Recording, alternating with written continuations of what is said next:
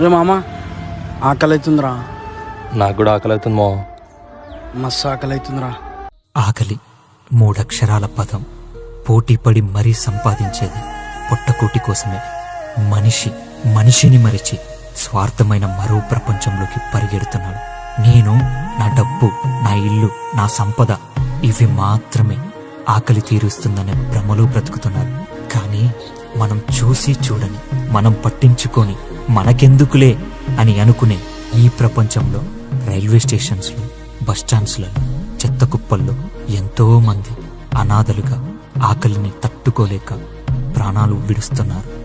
వీళ్ళకి వెళ్ళే దారి తెలియదు, గమ్యం తెలియదు, ప్రయాణం మాత్రమే. ఆకలి అవసరం వల్ల దొంగలుగా మారడానికి స్వార్థమైన మనమే కారణం. వీరి ప్రయాణం చూసే ప్రతి నయనం కారణం. అన్ని దానముల కన్నా అన్నదానము మిన్న అంటారు. అన్నములను ఆశ్రయించి ప్రాణములుంటాయి.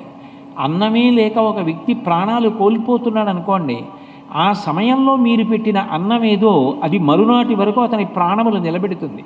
అంటే ఇప్పుడు ఒక వ్యక్తికి ప్రాణదానం చేసినటువంటి ఫలితం అన్నదానం చేసిన వాడికి దక్కుతోంది. పైగా ఆయన ఆ అన్నం తిని ఒక మంచి పని చేశాడనుకోండి, ఇప్పుడు ఆయన మంచి పని చేయడానికి కావలసిన బలం మీరు పెట్టిన అన్నంలోంచి వచ్చింది కాబట్టి మీకు కూడా ఆయన చేసిన మంచి పనిలోంచి ఫలితం వస్తుంది. ఈ బంధాలు, బాధ్యత, డబ్బు, హోదా ఇవ్వలేని తృప్తి సాటి మనిషి కడుపు నింపినప్పుడు నాకు దొరికింది.